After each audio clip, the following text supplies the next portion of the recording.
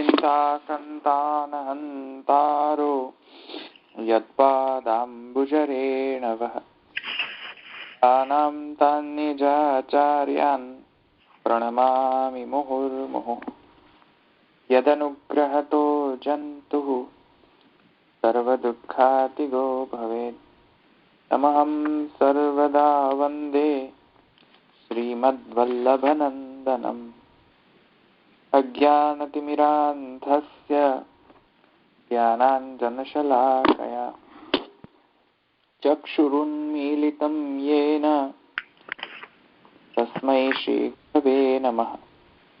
नमामि हृदये शेषे लीलाक्षिराब्धिशायिनं लक्ष्मीसहस्रलीलाभिः सेव्यमानं कलानिधिं चतुर्भिश्च स्त्रिभिस्तथा षड्भिर्विराजते योऽसौ पञ्चधा हृदये मम। ગઈકાલે કોઈને પ્રશ્ન છે ગઈકાલના માટે?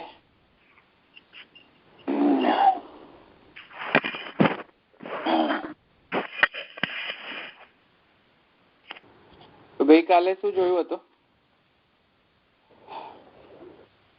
આપણે? સિદ્ધ છે.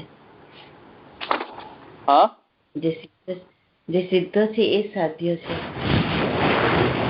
રૂપ પ્રપંચ નામ પ્રપંચ બે બ્રહ્માત્મક જ છે, એટલે કોઈ સિદ્ધ ને કે સાધ્ય નો કોઈ પ્રશ્ન રહે જ નહીં. એટલે સિદ્ધ ને સાધ્યમાં સિદ્ધ ને સાધ્ય રહેશે, પણ તેના કારણે કઈ વેદની અનિત્યતા નહીં થાય. અનિત્યતા નહીં રહે, અનિત્યતા નહીં રહે, એ પ્રશ્ન નહીં રહે. હા, સિદ્ધ ને સાધ્ય તો રહેવાના જ, એ ડિફરન્સ છે, પણ એના કારણે વેદ અનિત્યતા નથી આવતી. તો મેં તમને કહ્યું કે સાધ્ય જે છે અને સિદ્ધ છે તેમાં એ ડિફરન્શિએશન રહેશે, તેના કારણે વેદમાં નિત્યતાનો બાદ નથી આવતો. વેદ છતાં પણ નિત્ય જ છે.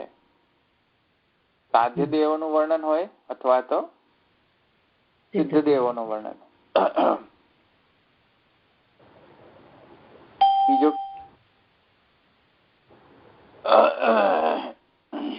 ચલો હવે આગળ જઈએ.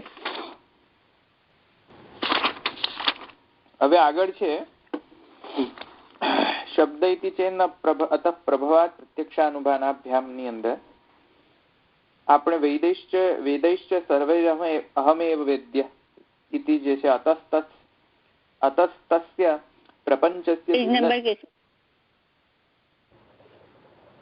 હા, શું થયું? પેજ નંબર કહેશો? નહીં, પેજ નંબર હું તો બીજું યુઝ કરું છું, ખબર નહીં તમે કોનો પેજ નંબર. 710 જુઓ, પછી 711 આવશે. 10 થી 11 આવશે, 11 આવશે. વેદૈશ્ચ સર્વેરહમેવ વેદ્ય, ત્યાં સુધી આપણે લીધું હતું, રાઈટ? હવે હું થોડું સ્કીપ કરીશ. જે પ્રત્યક્ષ નો પાર્ટ છે એ આપણે નેક્સ્ટ ટાઈમ લઈશું. અનુમાન નો પાર્ટ પહેલા લઈ લઈશું. એટલે આપણે થોડુંક વ્યુત્ક્રમથી લઈશું. તો અતસ્તસ્ય પ્રપંચસ્ય ભિન્નત્વાત ન વિરોધ શબ્દે, કેમ કે પ્રપંચનો ભિન્ન છે, બંને પ્રપંચો ભિન્ન છે. રૂપ પ્રપંચ અને નામ પ્રપંચ એ બંને ભિન્ન છે. અને કેમ કે શબ્દ જે છે નામ પ્રપંચાત્મક છે, તેથી કરીને જે કાંઈ પણ વેદમાં સિદ્ધ દેવ અથવા તો સાધ્ય દેવોનું વર્ણન છે તેના કારણે વેદમાં અનિત્યતાનો દોષ નથી આવતો, અને શબ્દમાં તેથી કરીને વિરોધ નથી આવતો, કેમ કે આત્માશ્રય અને જે અનવસ્થાનો દોષ જે આપણે ગણાવ્યો હતો તેના કારણે નહીં આવે. એ આપણે ત્યાં સુધી જોયું.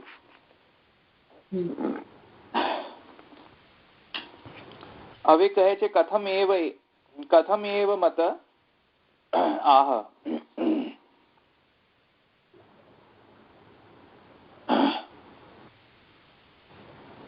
હવે કેમ રૂપ પ્રપંચ અને નામ પ્રપંચ જે છે તે ભિન્ન છે એ કેવી રીતે સમજાય?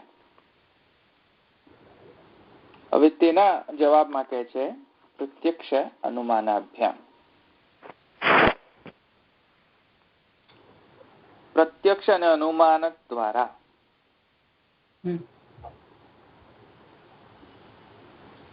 હવે પ્રત્યક્ષ અને અનુમાન એટલે શું? એમાં આપણે પ્રત્યક્ષનો જે છે સેક્શન નેક્સ્ટ ટાઈમ લઈશું. અનુમાનનો સેક્શન છે આપણે આજે લઈ લઈએ. તો અનુમાનનો સેક્શન જુઓ, ત્યાં છે જમદગ્નિ નામ પંચાવત્તમ છે ને, જે ત્યાંથી અનુમાનનો સેક્શન ચાલુ થાય છે. બરાબર. જમદગ્નિ નામ પંચાવત્ય અનુમાનમ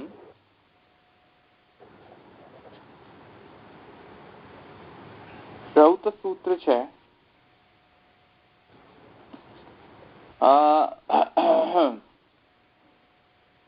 એ સૂત્રના હિસાબથી જુઓ, સૂત્રમાં એવું કહ્યું છે જમદગ્નિઓએ 5 વાર લેવું, એવો અર્થ થાય છે. એટલે આપસ્તંભ શ્રૌત સૂત્ર છે. આ સ્તંભ શ્રૌત સૂત્ર છે. હવે એમાં શું છે પહેલા સમજી જાઓ, પછી આપણે એની ચર્ચા આગળ કરીએ. જમદગ્નિ નામ પંચાવતમ સૂત્રમાં એમ કહ્યું છે, એનો અર્થ થાય છે કે જમદગ્નિ નામ કયો છે? પહેલા તો જમદગ્નિ જે છે એ પ્રાતિપદિક છે. જમદગ્નિ નામ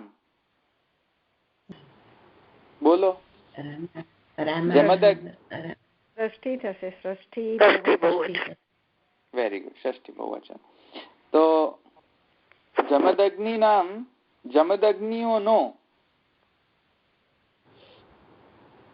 હવે જમદગ્નિઓને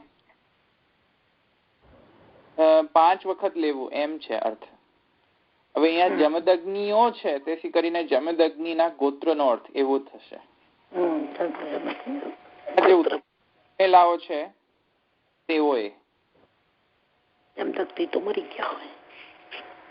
હવે જમદગ્નિના ગોત્રમાં જેટલા પણ જન્મેલા છે તેમને 5 વખત એવું. હવે શું લેવું? તો એનો કોન્ટેક્સ્ટ એ છે કે જ્યારે કોઈ પણ યજ્ઞ કરે તો હોમમાં જે હવિષ્ય હોય છે, એટલે કે કોઈ પણ હોમ યજ્ઞમાં જે હવિષ્ય બચે તેને તે લોકો 5 વખત તેમને લેવું જોઈએ. જમદગ્નિઓના ગોત્રવાળાઓએ. આવો દર્શ પૂર્ણ માસ ઇત્યાદિ ઇત્યાદિ જેટલા પણ યજ્ઞો કરે તે ગોત્રના બ્રાહ્મણો, તે બધા જ બ્રાહ્મણોને, એટલે એ ગોત્રના જેટલા પણ દ્વિજો છે તે બધાને 5 વખત લેવાનો, એવું અહીંયા વિધાન કરવામાં આવ્યું છે.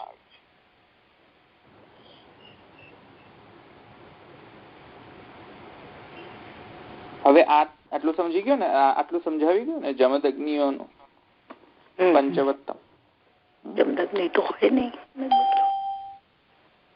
આટલું સમજાયું કોઈને? અહીંયા એટલે એને ખ્યાલ આવ્યો 5 વખત શું ભવિષ્ય જે પ્રસાદી હોય ને તે હોમેલું ભવિષ્ય હોય ને, બનાવેલું દૂધમાં રાંધેલું.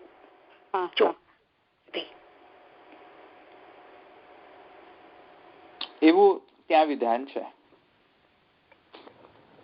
હવે અહીંયા જુઓ, આ કહીને શું કહેવાનો અહીંયા એમનો તાત્પર્ય છે તે જુઓ. જમદગ્નિઓના ગોત્રમાં જન્મેલાઓ આમ કરવું. તો જમદગ્નિઓનો જે ગોત્ર છે એ અનુભવ ગમ્ય નથી. જમદગ્નિનો ગોત્રી હોવું તે શું અનુભવ ગમ્ય છે? એટલે જેમ હું તમને કહું કે તમારા પરદાદાના પરદાદાના પરદાદા, તો હું તમને કહું કે તમારા પરદાદાના પરદાદાના પરદાદા આ હતા, તમે એને અનુભવ કરી શકો છો? માની જ લેવાનું હોય. અનુભવ કરી શકો? એ તો ક્યાંય નહીં. તમે મનુના પુત્રો છો, હવે તમને અનુભવ થાય છે મનુ પુત્ર તરીકે? તો થતો જ નથી. આવ્યું ને સમજમાં? એટલે જે શબ્દ જે છે એ શબ્દનું જ્યારે પણ જ્ઞાન થાય છે તો એ જ્ઞાનમાં જે કાંઈ પણ અદ્વૈતાનુભૂતિ થાય છે જે એમાં અનુમાન જ કામ કરતો હોય છે, પરોક્ષ કામ કરતો જ નથી. પ્રત્યક્ષ કામ કરતો જ નથી, પરોક્ષ જ કામ કરતો હોય છે. કેમ કે તમને એમ કે તમે પ્રાણી છો, અનુભૂતિ થાય છે પ્રાણી હોવાની? અનુભૂતિ તો થતી જ નથી. આપણને અનુભૂતિ કોની થાય છે? મનુષ્ય હોવાની. તો પ્રાણી હોવાનું તો અનુભૂતિ થતી નથી, મનુષ્ય હોવાની અનુભૂતિ થાય છે, પ્રત્યક્ષ અનુભૂતિ. એવી જ રીતે તમને એમ કોઈ કહી દે કે તમે મનુના પુત્ર છો, આ તો મનુના વંશજ છો, એ તમને અનુભવાતું તો છે જ નહીં. અચ્છા, અનુભવાતું નથી તેથી તમે મનુના વંશજ નથી? આવ્યું સમજમાં? હવે તમે એમ કહો કે ના, બધા જ વાતનો પ્રત્યક્ષ અનુભૂતિ થવી જોઈએ, જે અનુભવ ગમ્ય હોય એ જ સાચું. તો હવે મારે શું કરવાનું? તમે એમ કહો કે જે પ્રત્યક્ષ પ્રમાણવાદી છે, જે બધા પ્રત્યક્ષ પ્રમાણવાદી એમ કહે છે ભાઈ પ્રત્યક્ષ અનુભૂતિ થાય તો અમે માનીએ કે સાચું છે, નહીં તો કેવી રીતે માનીએ? હા, તો કઈ વાંધો નહીં. તમે તમારા બાપના દીકરા છો, એ તમારે પ્રત્યક્ષથી તો તમને ખબર જ નહીં પડે. ખબર પડે તમને કે તમે તમારા બાપના પુત્ર કે પુત્રી છો? કઈ રીતે ખબર પડે? અચ્છા, અહીંયા ડીએનએ ટેસ્ટિંગ છે એનાથી ખબર પડી જાય, પણ તમે તમારા બાપના બાપ જે છે તેમના વંશ આવ્યું સમજમાં? એ ડીએનએ ટેસ્ટિંગ કરવા ક્યાં જાઓ તમે બધા? એનો તો જે પ્રત્યક્ષ પ્રમાણવાદી, પ્રત્યક્ષ પ્રમાણના જે વિજયવાદીઓ છે એ તો એ લોકો માટે આ બધો પ્રોબ્લેમ થાય સમજવામાં, કેમ કે તેમને બધી વાતમાં પ્રત્યક્ષ જ અનુભૂતિ જોઈતી હોય. જે અનુભૂતિ ગમ્ય નથી એનું શું કરશો તમે? અનુમાનથી માનવું જ પડે. અનુભવ નથી થતું આપણને. આપણે બ્રહ્મ છે અનુભવ થાય છે? નથી થતો. આપણે બ્રહ્મ છે કોનાથી જાણ્યું? આપણે અનુમાનથી જાણ્યું. અનુમાનથી. આપણે મનુના વંશજ છીએ કઈ રીતે જાણ્યું? અનુમાનથી જાણ્યું. તેવી જ રીતે આપણા કોઈકના કોઈક પરદાદાના પરદાદાના કોઈક તો ગોત્ર હશે, એક આપણે કેવી રીતે જાણ્યું? અનુમાનથી જાણ્યું. સમજમાં આવ્યું ને? એવી જ રીતે જમદગ્નિઓનો ગોત્રમાં એવું જયારે કહેવામાં આવે છે ત્યારે વેદને સ્વયં ખ્યાલ છે કે તમે કઈ પ્રત્યક્ષ કઈ ડીએનએ ટેસ્ટિંગ નથી કરવાના કે મારામાં જમદગ્નિનો ડીએનએ છે કે નહીં. સમજમાં આવે જ તમને? જમદગ્નિઓના ગોત્રીઓએ આમ કરવું એ કઈ બ્રાહ્મણો પાસે કઈ ડીએનએ ટેસ્ટિંગ મેકેનિઝમ તો છે નહીં કે હું ટેસ્ટ કરે ને એક બ્લડ ટેસ્ટ લે, બ્લડ સેમ્પલ, અને પછી કે જાઓ જમદગ્નિનો ડીએનએ છે કે નહીં. પાછી એના માટે જમદગ્નિનો પાછો મૂળ ડીએનએ તો જોઈએ પાછો કમ્પેરિઝન કરવા માટે. તો મૂળ ડીએનએ ક્યાંથી લાવવાનો પાછો? તો એ કઈ રીતે સમજાય આપણને? અનુમાનથી સમજાય. ભાઈ પરંપરાગત આવી છે વાત, તો પરંપરાગત એ અનુમાનથી આપણે સમજી જવું જોઈએ કે આપણે જમદગ્નિઓના ગોત્રી છે, જમદગ્નિ ગોત્રી છીએ આપણે, એવી રીતે સમજી જાઓ. એમાં કઈ અનુભવ થોડી કરવાનો હોય જમદગ્નિ ગોત્ર હોવાનો.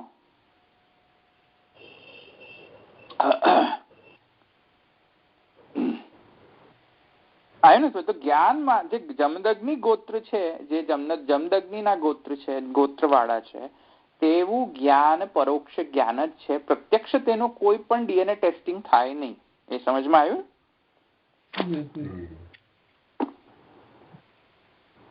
એવી જ રીતે એક્ઝેક્ટલી લાઈક ધેટ, જો તમે હવે અત્યારે જે મહાપ્રભુજી દૃષ્ટાંત આપ્યો ને જમદગ્નિઓનો, તેવી જ રીતે પરોક્ષ જ્ઞાનથી વૈદિક સૃષ્ટિ નામ પ્રપંચાત્મક સૃષ્ટિ સિદ્ધ થાય છે. આ એમનો કહેવાનો મતલબ છે. પરોક્ષ જ્ઞાનથી વૈદિકી સૃષ્ટિ જે છે સિદ્ધ થાય છે. તમને એ ખબર નહીં પડે, તમે એને અનુભૂતિ નહીં કરી શકો. તમે મને એમ કહો કે જે કોન્સેપ્ટ છે તેને ફીલ કરો. કોન્સેપ્ટને કેવી રીતે ફીલ કરવાનું? તમે એને ફીલ કરી શકો કોન્સેપ્ટને? હું એમ કહું કે અત્યારે કોન્સેપ્ટને જુઓ, કોન્સેપ્ટને સાંભળો, કોન્સેપ્ટને ટચ કરો, સેન્સેશન ફિલિંગ આવે જ નહીં કોન્સેપ્ટની. કઈ રીતે આવે?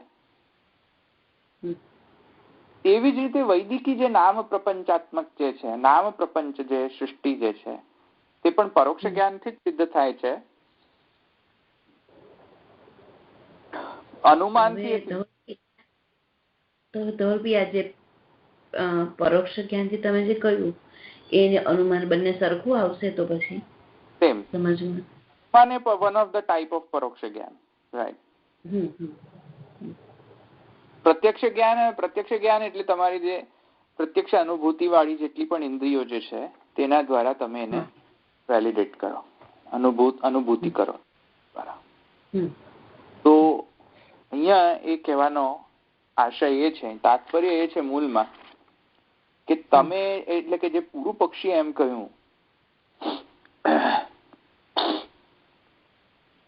કે જે સાધ્ય દેવો છે અને જે સિદ્ધ દેવો, વેદમાં અનિત્યતા જે આવે છે તે અનિત્યતા ખરેખર નથી આવતી.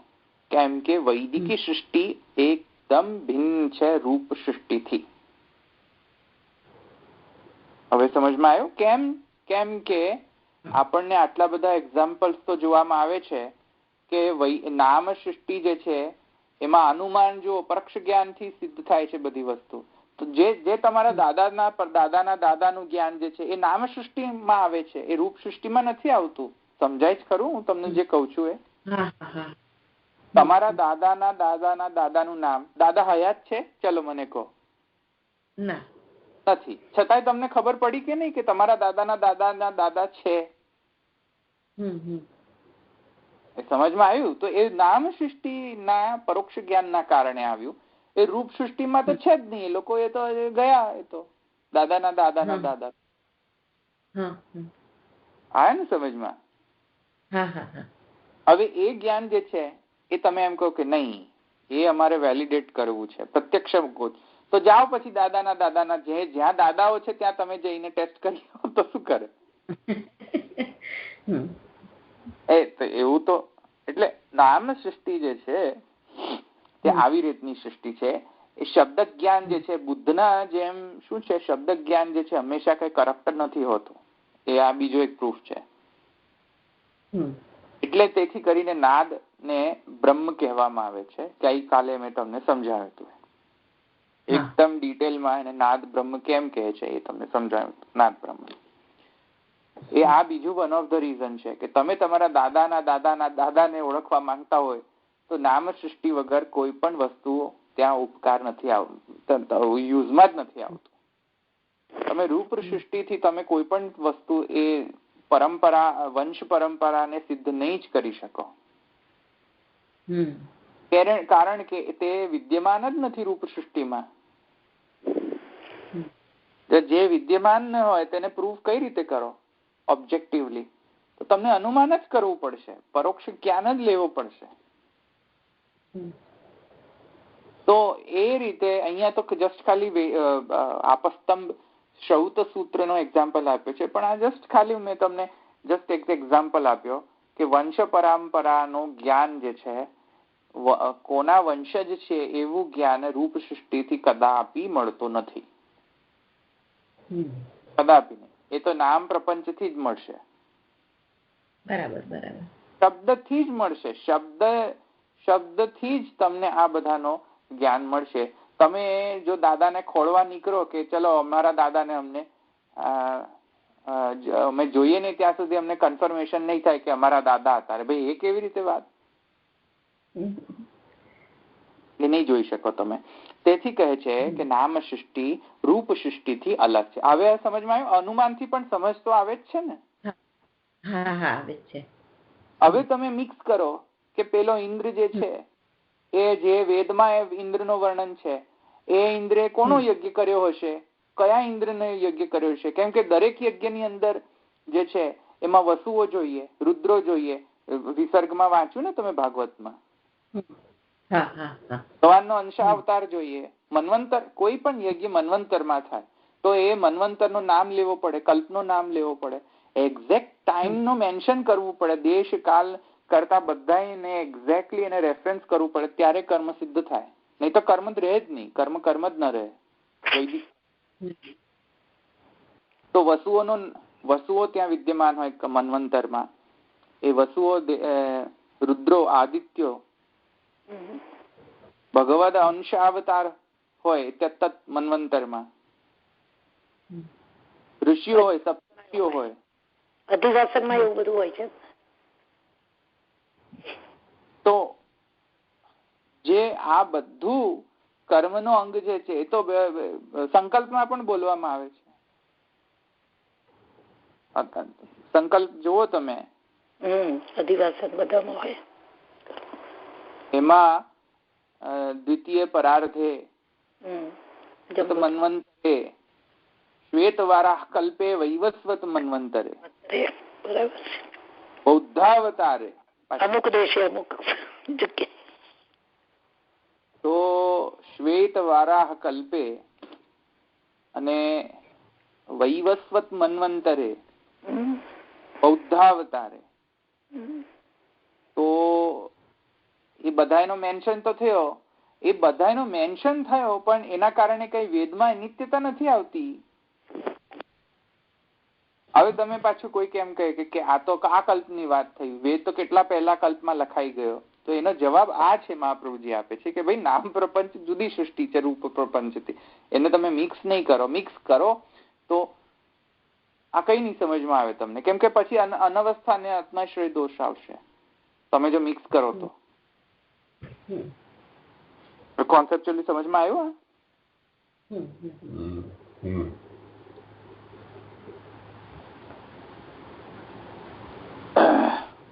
અને એક પ્રશ્ન અહીંયા એ થયો ધવલભાઈ, કાલ તમે એવું કહ્યું હતું કે નામ સૃષ્ટિ અને રૂપ સૃષ્ટિ એક જ છે. એટલે એક વાત સમજ, જયારે આપણે કરીએ ને તો એમાં તો મૂળતઃ દ્વૈત આવવાનો જ છે. હવે વેદની અનિત્યતાનો જયારે સબ્જેક્ટ આવે છે ત્યારે સાધ્ય અને સિદ્ધ વચ્ચે જે દ્વૈત ભાવ આવે છે, એ દ્વૈત ભાવના કારણે વેદમાં જે અનિત્યતા આવે છે તેના નિવારણાર્થે મેં તમને કહ્યું હતું કે ભાઈ અહીંયા તમે અદ્વૈત સમજો, કેમ કે અલ્ટિમેટલી જન્માદ્યસ્ય યત શાસ્ત્ર યોનિત્વા. તો તત્વના રીતે તો નામ સૃષ્ટિમાંથી તો પછી રૂપ સૃષ્ટિ ઉત્પન્ન થઈ. તત્વના દૃષ્ટિકોણથી તો અદ્વૈત જ છે. અદ્વૈતના દૃષ્ટિકોણથી પણ ક્યાંય બાદ નથી એમ કઉ છું. દ્વૈતના દૃષ્ટિકોણથી તો નામ પ્રપંચ અને રૂપ પ્રપંચ અદ્વૈત હોય, તો આ બધા જ દોષો આવતા જ નથી, કોઈ ચાન્સ જ નથી આ બધા દોષોનો. પણ ન કે એને દ્વૈત છે, નામ પ્રપંચ અને રૂપ પ્રપંચ પણ જો ભિન્ન હોય તો પણ આમાં દોષ નથી આવતો, કેમ કે વેદ ઇઝ અ પાર્ટ ઓફ નામ પ્રપંચ. બરાબર. એન્ડ ધીસ સૃષ્ટિ, this physical world is a part of Roop Shrishti. So why are you mixing both of them? એ મહાપ્રભુજીનો સ્ટેન્ડ છે. અને કેમ કે વેદ જે છે એ સિદ્ધનો પણ વર્ણન કરે છે અને સાધ્યનો પણ વર્ણન કરે છે, પણ એ સાધ્ય ને સિદ્ધના વર્ણન કરવામાં પણ વેદ અનિત્ય થતો નથી. કેમ કે બેઝિકલી રૂપ સૃષ્ટિ પણ પાછી નામ સૃષ્ટિમાંથી જ તો પ્રકટ થઈ છે. તેથી અદ્વૈત મેં તમને ગઈકાલે સમજાવ્યો હતો. બરાબર. હવે સમજમાં આવ્યું? હા.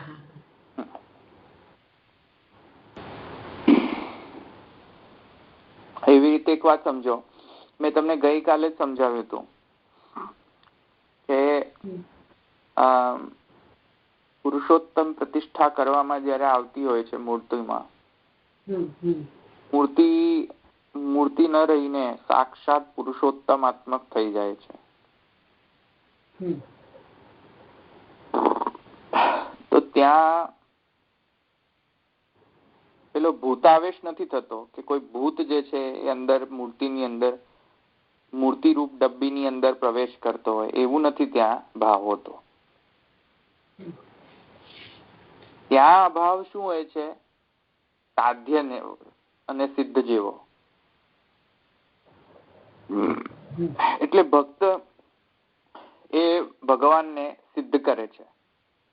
સમજમાં આવ્યું? તેથી કરીને ઓબ્જેક્ટિવલી તો એ મૂર્તિ જ છે, પણ ભક્તના દ્રષ્ટિકોણથી તો તે સાક્ષાત પુરુષોત્તમ છે. બરાબર. બીજાને તમે કહો કે આ ભગવાન છે કે નહીં, તો એને તો એમ જ લાગશે કે આ તો ફિઝિકલ કોઈક જાતનો મૂર્તિ છે, બીજું કઈ એના વધારે છે નહીં, એવું જ લાગશે ને. તો નામ સૃષ્ટિ કેટલી ઇમ્પોર્ટન્ટ છે તમે જુઓ. નામ પ્રપંચ એ ભાવ જે છે એ objectively never exist. Physically does it exist? એ ભાવ જે છે પુરુષોત્તમ હરિરાયજી કેટલી વખત બૂસ્ટ કરે છે કે જે પ્રભુ જે છે ભાવાત્મક છે, પ્રભુ ભાવાત્મક છે,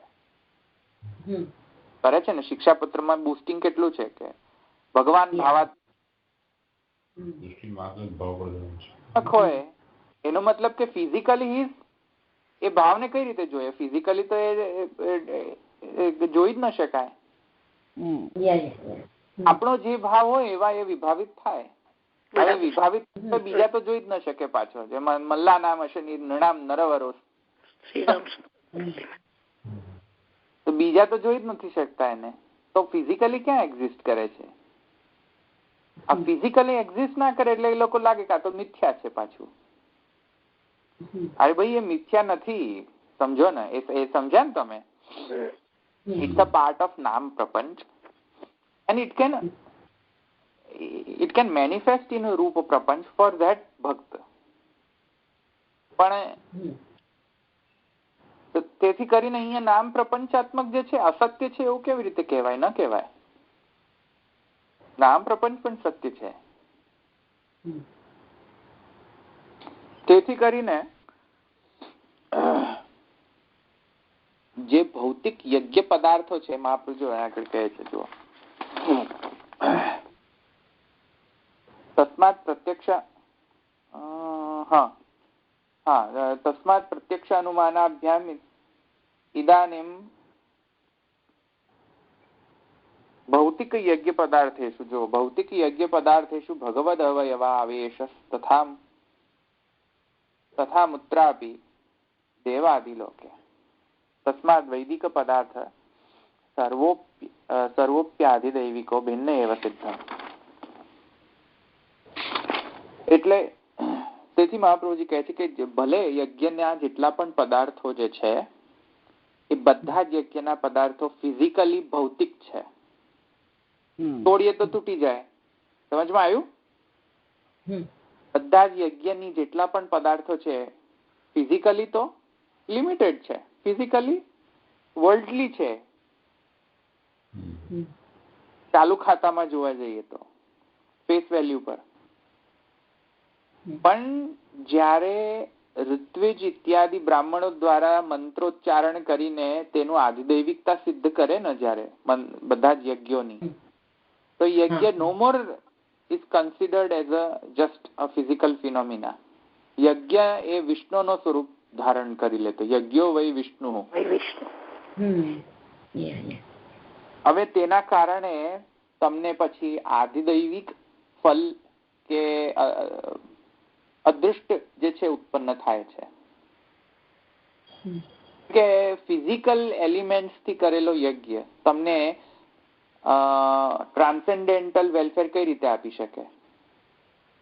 જે વસ્તુ ફિઝિકલ તમારા વર્લ્ડમાંથી કરાયેલી છે ઇન્સ્ટ્રુમેન્ટ દ્વારા, એવો ફિઝિકલ યજ્ઞથી તમને અલૌકિક ફલ, ટ્રાન્સેન્ડેન્ટલ ફલ કેવી રીતે મળે? ન મળે ને, ના મળે. જે વસ્તુ તમે ફિઝિકલ આ લોકના સાધનોથી કરી હોય તે પરલોકને કઈ રીતે સિદ્ધ કરાવે? કોઈ દિવસ ન કરાવે. તેથી અત્યારના જે ચાલુ ખાતાના જે વેસ્ટર્ન જે બધા અનુસરે છે, જે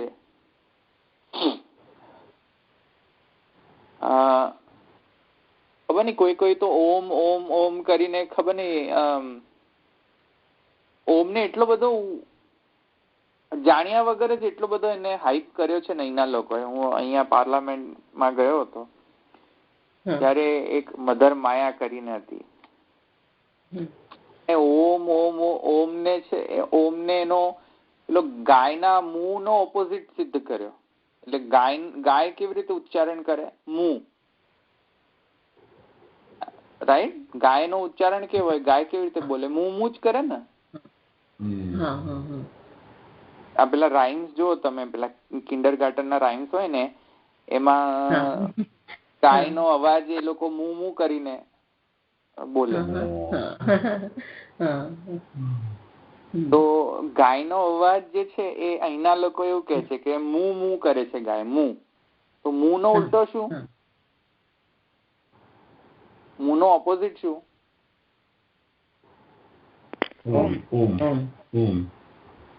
તો કે છે કે ઓમ ને ઓમ જે છે ગાયના મું કરતા જસ્ટ ઓપોઝિટ છે. આવા બધા સ્પીચીસ આપે ને એમાં પછી તાલીઓ આવે.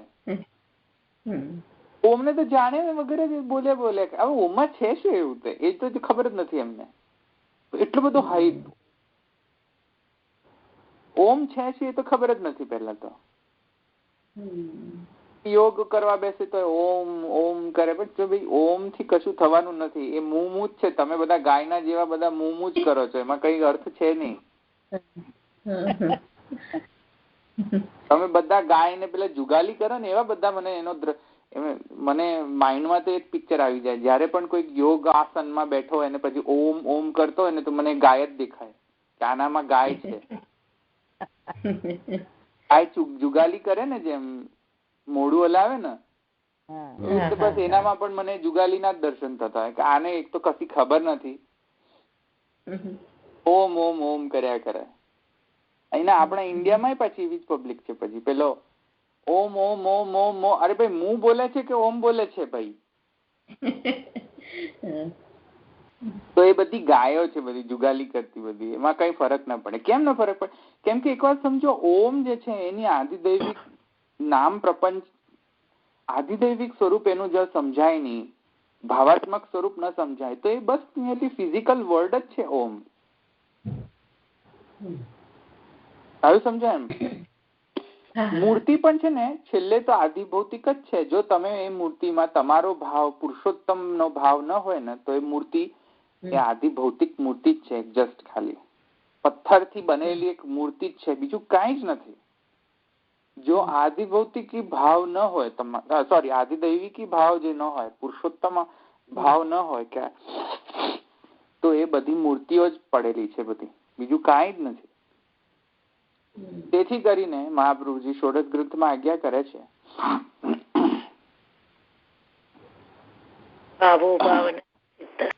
લોકાર્થી ચેત ભજેત ક્લિષ્ટો ભવતિ સર્વથા. લોકાર્થી થઈને જો કૃષ્ણની મૂર્તિને ભજશો તો એ મૂર્તિ જ છે, કૃષ્ણ છે જ નહીં. ફર્સ્ટ ઓફ ઓલ સમજમાં આવ્યું ને? તો એ મૂર્તિ જ છે. તેથી અહીંયા મહાપ્રભુજી જુઓ કહો, ભૌતિક યજ્ઞ પદાર્થોમાં ભગવાનનો આવેશ, અવયવોનો આવેશ થાય છે. કોણ કરાવે છે અવયવોનો આવેશ? એ કોણ સિદ્ધ કરે છે? ઋત્વિજો એને સિદ્ધ કરે છે કે બધી યજ્ઞની જેટલા પણ પદાર્થો છે તે આધિદૈવિક થાય. કેવી રીતે? પહેલા તો મંત્રથી અને મંત્રના અર્થોનું અનુસંધાન કરવાથી, બ્રહ્મજ્ઞાનથી અને કર્મથી, બંનેથી એ આધિદૈવિક સિદ્ધ થાય છે. સમજમાં આવ્યું? એ કઈ રીતે સિદ્ધ થયું? નામ પ્રપંચથી સિદ્ધ થયું. રૂપ પ્રપંચમાં તો મિયરલી એક ચમચો કે ચમચી હશે તે યજ્ઞમાં વાપરવાની, પણ એ ચમચો જે છે કે યજ્ઞની જે હોમ કરવાનો જે યજ્ઞનો જે વેદી જે છે એ કોઈ માટીથી બનેલી વેદી નહીં હોય ને, એ વિષ્ણુનો મુખ છે. કોણ સમજાવે? એ સમજે તો એ આધિદૈવિક થાય અને પછી એ વિષ્ણુવત બને છે. યજ્ઞો વય વિષ્ણુ, પછી એ વિષ્ણુ થાય છે. નહીં તો એ થતા જ નથી વિષ્ણુ. તમે પછી જઈને વેદી બનાવો અને પછી બસ દીધે રાખો હોમ ના હોમ, તો કશું થવાનું નથી ત્યાં, કશું જ. આપેલા બાપુની હોમ હોમ હોમ કરવાથી નથી. બસ તમારું મગજ બંધ. એક તો પહેલા તો મોડું દુખી જશે, ઉપરથી મગજમાં એટલો બધો સ્ટ્રેસ થશે અને ગાય બની જશે ઉપરથી. તો પેલો ગાયના મું કરનારા થઈ જશો ગાય. તો એ ભેસાવેશ ન થઈ જાય. સમજમાં આવ્યું? આધિદૈવિક આવેશ થાય. તેથી નામ પ્રપંચ એટલો બધો ઇમ્પોર્ટન્ટ છે. સમજવાય? ધીસ ઇઝ અ નામ પ્રપંચ. ધીસ ઇઝ પાવર ઓફ નામ પ્રપંચ. પુષ્ટિ માર્ગમાં પણ નામ પ્રપંચ એટલો જ પાવરફુલ છે. કેમ કે બેઝિકલી પુષ્ટિ માર્ગ જે છે એમાં ભાવ જ મુખ્ય છે. ભાવથી જ તો એ ભગવાન સિદ્ધ થાય છે. સમજમાં આવ્યું ને? નહીં તો એ તો ફિઝિકલ વર્લ્ડમાં ફિઝિકલ મૂર્તિ જ છે, બીજું કઈ નથી. ભાવો હિ ભગવાન. હવે તેથી આ નામ સૃષ્ટિ ગણવી જોઈએ ભિન્ન. હવે સમજમાં આવ્યું? તો ભાવ ઇઝ ઓલ્સો પાર્ટ ઓફ નામ સૃષ્ટિ.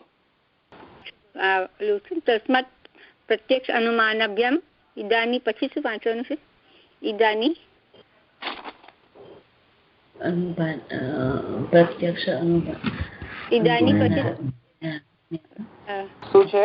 શું કહ્યું તમે? તસ્માત પ્રત્યક્ષ અનુમાનાભ્યામ ઈદાની પછી શું વાંચવાનું આપણે? હવે તસ્માત પ્રત્યક્ષ અનુમાનાભ્યામ ઇદાનીન તન ભૌતિક. આઈ ડોન્ટ નો, ખબર નહીં કેમ આવું લખ્યું છે અહીંયા. તમારામાં એવું જ છે? હા, એટલે ખબર છે, વર્ડ ખ્યાલ નથી આવતો. પછી બી આખું વાક્ય જરા વાંચો ને પાછળનું બી. ભૌતિક અનુમાનાભ્યામ પ્રત્યક્ષ તાવત ઇદાનીમ અપી યજમાન કૃત્યમ ઋત્વિજ ચ. હા, ક્યાં વાંચ્યું તમે? એની આગળનું કે છે પ્રતિમા, એની આગળનું કે છે પ્રત્યક્ષ અનુમાનાભ્યામ ત્યાંથી કે છે. ઈદાની ત્યાંથી કે છે. પછી ઈદાની પછી ન ભૌતિક યજ્ઞ પદાર્થ શું એવું આવશે? તન આવે કે શું એ તો ખબર જ પડતી. ઈદાની 716 ત્યાં છે. હા, તસ્માત પ્રત્યક્ષ અનુમાનાભ્યામ ઈદાની ન છે ન ભૌતિક યજ્ઞ પદાર્થ. હા, ભૌતિક યજ્ઞ પદાર્થેષુ. આમ છે ને ન લખેલું પણ ઈદાનીમ જોઈએ. પાઠ મને લાગે છે અહીંયા પ્રિન્ટિંગ પાઠ પ્રિન્ટિંગ ભૂલ છે. ઈદાનીમ જોઈએ. ઈદાનીમ ભૌતિક યજ્ઞ પદાર્થેષુ ભગવદ અવયવ આવેશ તથા અમુ અત્ર અપી અથવા અત્રાપી તથા પછી અત્ર અપી અથવા અમૂત્રાપી એ પણ આખો શબ્દ હશે પણ એવું નથી. ના અમૂત્ર એવું ના થાય. અમૂત્ર ના થાય.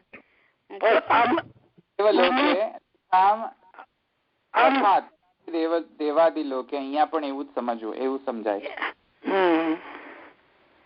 એટલે ઈદાનીમ છે ને બધી પ્રિન્ટિંગ મિસ્ટેક લાગે છે, ભૂલ જ છે. ઈદાનીમ જ જોઈએ. જેવી રીતે જૈવિકતા સિદ્ધ થાય છે તેવી રીતે અહીંયા પણ દેવાદી લોકમાં પણ એવું જ સમજવું. એટલે છેલ્લો વર્ડ શું હશે એ ખ્યાલ નથી આવતો ને. સૂત્રાપી હશે. અત્રાપિત છે, ઉત્રાપી ના થાય એવી રીતે. હા અત્રાપિત થાય. અત્ર અપી કે અહીંયા રાખીએ આપણે. દ્રઢઈના ચરણના કેરો ભરોસો, દ્રઢઈના ચરણના કેરો, શ્રી વલ્લભ નખ ચંદ્ર છટાબિના, સબ જગમાં જય અંધેરો ભરોસો, દ્રઢઈના ચરણના કેરો, साधन और नहीं या कली में क्या कोई अनिवेरो, बिना मोल गोचेरो भरोસો, દ્રઢઈના ચરણ કેરો. વલ્લભાધીશ કી જય. શ્રી તમે દેખો ગોઠવા હું આવ્યું હો. ગુસાઈજી પરમ દયાલ કી જય. શ્યામ સુંદર શ્રી અમને મહારાણી કી જય. દ્વારિકાધીશ કી જય. સર્વર્ષણ જય શ્રી કૃષ્ણ.